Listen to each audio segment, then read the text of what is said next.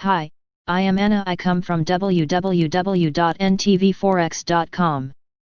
SP500 goes all in for higher stock prices analysis. http ntvforex.com news ID 7CE48A825-2021 46:56 p.m. Stocks extended gains yesterday, and don't appear to be topping out today.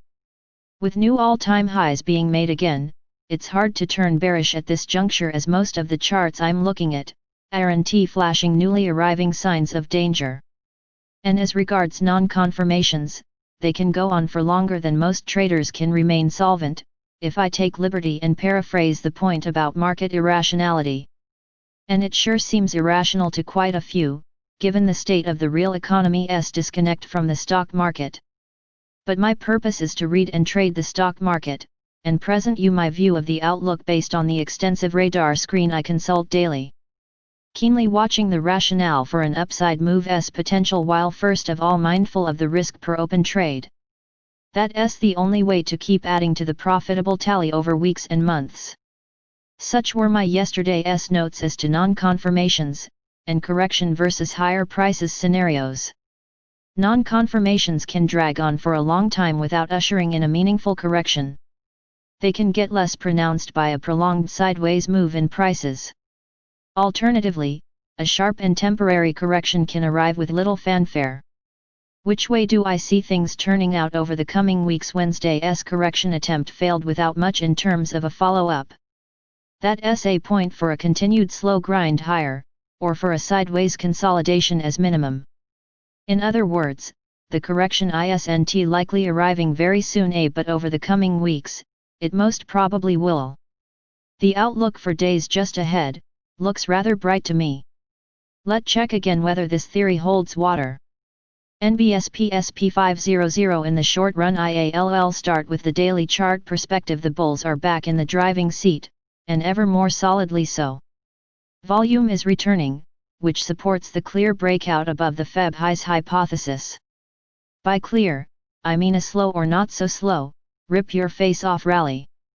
How much did the credit markets support the upswing? NBSP. The credit market saw point of view high yield corporate bonds HYG ETF are coming back to life in what's likely to turn out as a start of the next upleg. Please see this and many more charts at my home site.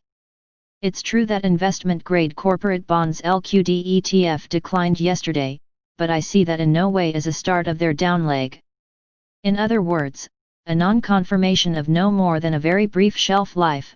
No obstacle for the HYG ETF to move higher next.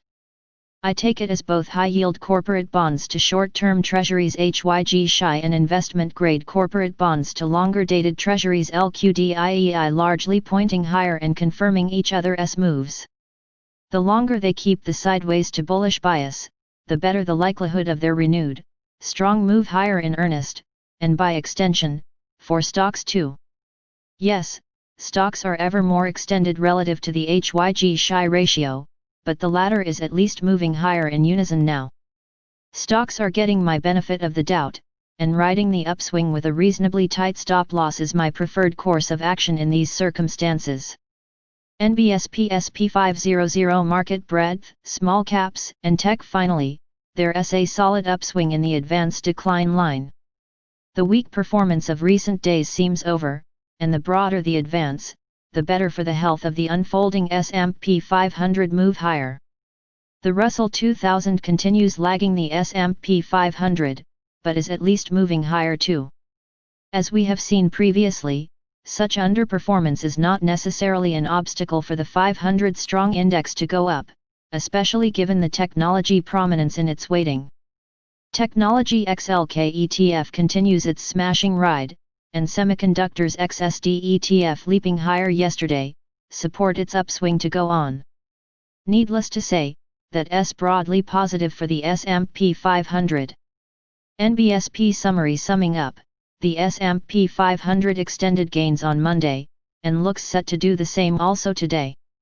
Volatility keeps moving generally lower over the past weeks, and doesn't appear ready to bounce in the immediate future. Put-call ratio is tentatively declining again, and sentiment is moving into extreme greed. How long will the current upswing last before taking a breather? One isn't on the very horizon, so let us keep riding the upswing as the path of least resistance still points higher. NBSP want free follow-ups to the above article and details not available to 99% investors. Sign up to our free newsletter today. NBSP. Subscribe our channel to receive the news as soon as possible. Thank you for watching. If you want to read real-time news, text messages to MT5 Expert Advisors page at https://m.me/mt5.expert.advisors.